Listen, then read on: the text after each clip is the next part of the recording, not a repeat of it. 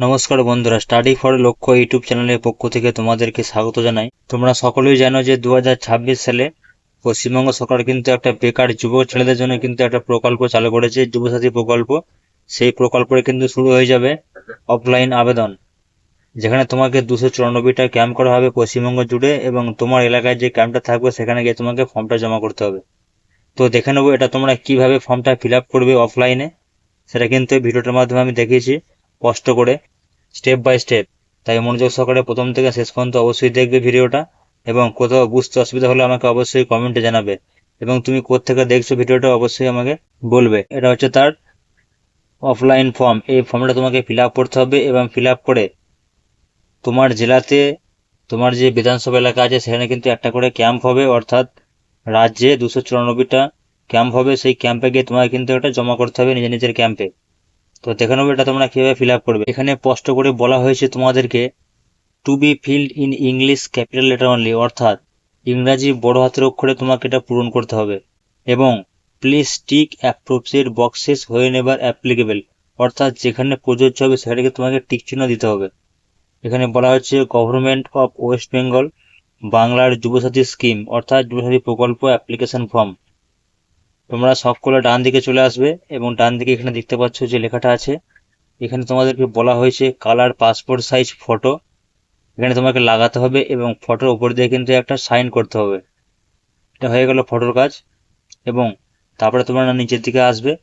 প্রথমে এখানে চেয়েছে 1 নম্বরে দুয়ারে সরকার রেজিস্ট্রেশন নাম্বার, অর্থাৎ এইখানে যেটা চেয়েছে রেজিস্ট্রেশন নাম্বার, এটা কিন্তু তোমাকে ফিল আপ করতে হবে না। এটা তুমি যখন সরকারের কাছে সেখানে তারা কিন্তু এটা তোমাকে ফিল আপ করে দেবে। 2 নম্বর হচ্ছে আধার নম্বর। এখানে সকলে নির্ভুলভাবে তোমরা প্রত্যেকে নিজের নিজের আধার নম্বরটা কিন্তু লিখবে। এই যে বক্সটা দিয়েছে সম্ভবত এই বক্সের ভেতরে যেন লেখানো থাকে, লেখানো যেন বাইরে না হয়। 2 নম্বর বলেছে এখানে beneficiary name as in MP or equivalent exam, অর্থাৎ মাধ্যমিক বা তার যে সমতুল্য যে পরীক্ষা আছে সেই সার্টিফিকেটে তোমার যার নাম আছে সেই কিন্তু নামটাই কিন্তু এখানে তোমাকে লিখতে হবে এই বক্সের ভেতরে। এটা হচ্ছে বেনিফিশিয়ারি নেম হয়ে গেল। দ্বিতীয় হচ্ছে mobile number linked with bank account, অর্থাৎ তোমার যে ব্যাংক অ্যাকাউন্টের সঙ্গে যে মোবাইল নাম্বারটা যুক্ত আছে সেই মোবাইল নাম্বারটা তুমি এখানে লিখে দেবে।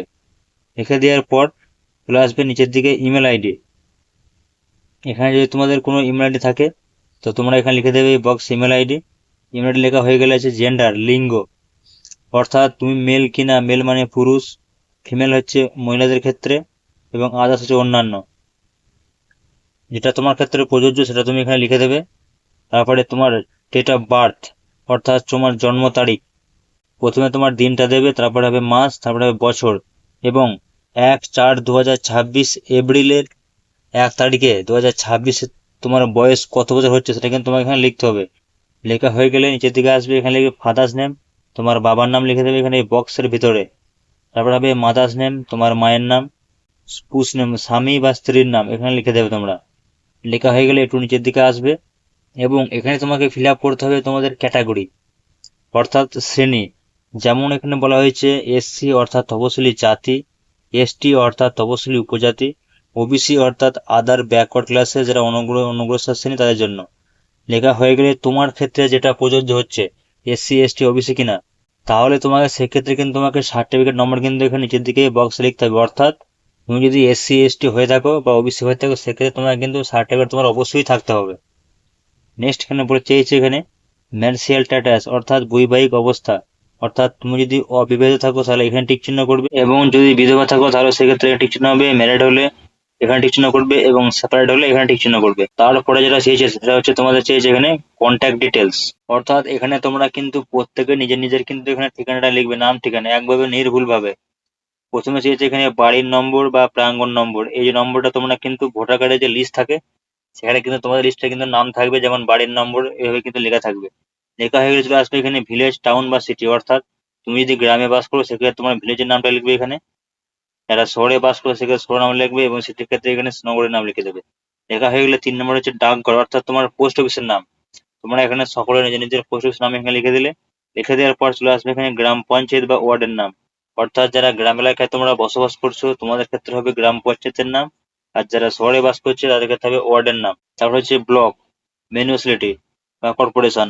এখানে তোমার নিজের নিজের ব্লকের নাম লিখে দেবে, এবং যার ক্ষেত্রে ব্লক নেই মিউনিসিপ্যালিটি, তার ক্ষেত্রে এখানে মিউনিসিপ্যালিটি লিখবে। লেখা হয়ে গেলে লাগবে পুলিশ স্টেশন অর্থাৎ থানা, এখানে থানা লিখে দেবে। এবং ডিস্ট্রিক্ট, কোন জেলায় বাস করছো সেই জেলার নামটা এখানে লিখবে, এবং পিনকোড সেখানকার লিখবে, তোমার যেখানে অ্যাড্রেস সেখানকার পিনকোড। এবং রাজ্যের নামটা কিন্তু এখানে আগে থেকে লেখা আছে, যেহেতু এটা ওয়েস্ট বেঙ্গলদের এই সমস্ত পার্ট, তার জন্য এটা বার করা হয়েছে। এরপরে চলে আসবে, এখানে লেখা আছে মাধ্যমিক পাস করেছো তুমি, সেই বোর্ডে কোন বোর্ড থেকে তুমি পাস করেছো সেই বোর্ডের নাম লিখবে। West Bengal board of secondary education হলে এখানে টিক চিহ্ন করবে, সিবিএসসি হলে এখানে, এবং আইসিএসসি হলে এখানে, এবং West Bengal board of Madras হলে এখানে। এবং যদি বাকি কোনো বোর্ড থাকে সেটা কিন্তু আদার এখানে ঠিক করবে। নেক্সট সেটা হচ্ছে এখানে রোল নম্বর।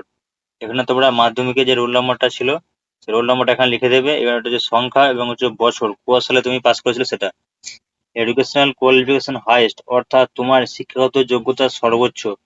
অর্থাৎ তুমি যদি মাধ্যমিকের পর যদি উচ্চ মাধ্যমিক করে থাকো বা গ্রাজুয়েশন করে থাকো, তোমার যেটা সর্বোচ্চ যে তোমার শিক্ষা, সেটা তুমি এখানে লিখে দেবে। লেখা হয়ে গেলে হচ্ছে বর্তমান পেশা, অর্থাৎ প্রেজেন্ট অকুপেশন, তুমি বর্তমানে কি কাজ করো সেটা তোমাকে এখানে লিখতে হবে। লেখা হয়ে গেলে নিচের দিকে চলে আসবে, এখানে তোমাকে ফিল আপ করতে হবে তোমার ব্যাংক ডিটেলস, একদম নির্ভুল ভাবে। প্রথমে এখানে নেবে ব্যাংকের নাম, অর্থাৎ যে ব্যাংকে তোমার অ্যাকাউন্টটা আছে সেই ব্যাংকের নামটা এখানে লিখবে নিজের নিজের। যেমন কারো যদি এসবিআই থাকে তাই এখানে লিখবে স্টেট ব্যাংক অফ ইন্ডিয়া, কারো যদি পাঞ্জাব ন্যাশনাল ব্যাংক থাকে সে লিখবে Punjab national bank. Bank of India থেকে, অর্থাৎ পুরো নামটা এখানে লিখতে হবে। এটা হচ্ছে ব্যাংক ব্রাঞ্চ, যেমন অর্থাৎ কোন শাখায় তোমার অ্যাকাউন্টটা আছে সেই শাখার নাম লিখতে হবে। তারপরে হচ্ছে ব্যাংক অ্যাকাউন্ট নম্বর, এখানে তোমার নিজের নিজের ব্যাংক অ্যাকাউন্ট নাম্বারটা লিখবে। এবং আইএফএসসি কোড, যে ব্যাংকে তুমি ফর্মটা ফিল আপ করছো সেই ব্যাংকের কিন্তু একটা নির্দিষ্ট আইএফএসসি কোড আছে, সেই আইএফএসসি কোডটা কিন্তু এখানে সঠিকভাবে এখানে লিখে দেবে। তারপরে তোমাদেরকে যেটা এখানে চাওয়া হয়েছে সেটা হচ্ছে তুমি কি অন্য কোনো সরকারি সাহায্য পাও, যদি পেয়ে থাকো তাহলে সেক্ষেত্রে হ্যাঁ লিখবে, আর যদি না পেয়ে থাকো তাহলে এখানে টিক চিহ্ন করবে। আর যদি পেয়ে থাকো তাহলে কিন্তু তার ডিটেলস এখানে তোমাকে দিতে হবে। এই সমস্ত ফিল আপ করার পর তোমাকে নিচে তুমি এর সাথে কি কি দিয়েছো সেটা কিন্তু তোমাকে টিক চিহ্ন এখানে দিতে হবে। যেমন এক নম্বর হচ্ছে মাধ্যমিক বা তার ইকুইভ্যালেন্ট অ্যাডমিট যদি দিয়ে থাকো, সব প্রত্যেক প্রতিলিপি, অর্থাৎ প্রত্যেকটা জেরক্স করে সেই প্রত্যেকটা জেরক্স তোমার সিগনেচার, তাহলে এখানে টিক চিহ্ন দেবে এখানে। ঠিক একইভাবে মাধ্যমিক দাস সমতুল্য মার্কশিট বা সার্টিফিকেট দিয়ে থাকো তাহলে এখানে টিক চিহ্ন করবে। কপি অফ আধার কার্ড, আধার কার্ডের কপি, ভোটার কার্ডের copy, first page of passbook, অর্থাৎ ব্যাংকের পাসবুকের প্রথম পাতা, এবং এসসি এসটি অফিসের ক্ষেত্রে হচ্ছে সার্টিফিকেট, এখানে টিক চিহ্ন দেবে। সবকিছু হয়ে যাওয়ার পর তোমাকে একটা ডিক্লারেশন দিয়েছে এখানে, সেলফ ডিক্লারেশন, অর্থাৎ তোমাকে বলা হচ্ছে উপরে তুমি যা যা লিখেছো তুমি সেটা ঘোষণা করছো যে আমি পশ্চিমবঙ্গের বাসিন্দা, এবং আমি একজন বেকার, এবং আমি পশ্চিমবঙ্গ সরকারের কোনো সামাজিক নিরাপত্তা প্রকল্প বা কোনো ভাতার আওতায় সাহায্য পাচ্ছি না। রাজ্য সরকার প্রদত্ত শিক্ষা সুবিধা বা বৃত্তি ছাড়া যদি এই সময়ের মধ্যে আমি অন্য কোনো কর্মসংস্থান পাই তবে আমি অবিলম্বে কর্তৃপক্ষকে জানাবো। সবকিছু তোমার জেনে শুনে তুমি এই ফর্মটা ফিল আপ করছো, এটা তোমাকে একটা ডিক্লারেশন দিতে হবে। এবং বাঁ দিকে একটা তারিখ দেওয়া আছে, এখানে তোমার তারিখটা দিয়ে দেবে কোন তারিখে ফর্মটা ফিল আপ করছো। এবং ডান দিকে লেখা আছে এখানে আবেদনকারী স্বাক্ষর, উপরে একটা স্বাক্ষর করে দেবে। এবং নিচের দিকে যেটা লেখা আছে রেজিস্ট্রেশন নম্বর, এটা কিন্তু তোমাকে ফিল আপ করতে হবে না, তুমি যেখানে ফিল আপ করবে সেখানকার লোকমাই এটাকে ফিল আপ করে দিয়ে দেবে। এই যে রেজিস্ট্রেশন নাম্বারটা, আই দিয়ে তোমার নাম, সনদ দিয়ে তোমার বাবার নাম, সাবমিটেড বাংলার যুবসাথী, এটা তোমার অ্যাপ্লিকেশন নাম্বার থাকবে, তোমার মোবাইল নম্বর, আধার নম্বর, এবং এটা তোমাকে রিসিভ করে দিয়ে দেবে ওখানকার অফিসার। এই হলো যুবসাথী প্রকল্পের সম্পূর্ণ ফর্ম ডিটেলস। এই ফর্মটা তোমরা কোথায় জমা দেবে সেজন্য কিন্তু আমি আজ থেকে একটা ভিডিও বানিয়েছি, তোমরা কিন্তু সেটা দেখে নেবে, এবং আমার টেলিগ্রাম চ্যানেলে জয়েন করবে, সেখানে কিন্তু আমি দিয়ে দেবো। এই হলো সম্পূর্ণ ডিটেলস। ভিডিওটা ভালো হলে একটা লাইক করবে এবং সবাইকে শেয়ার করে দাও, তারা যেন দেখে দেখে এই ফর্মটা কিন্তু নির্ভুলে ফিল আপ করতে পারে।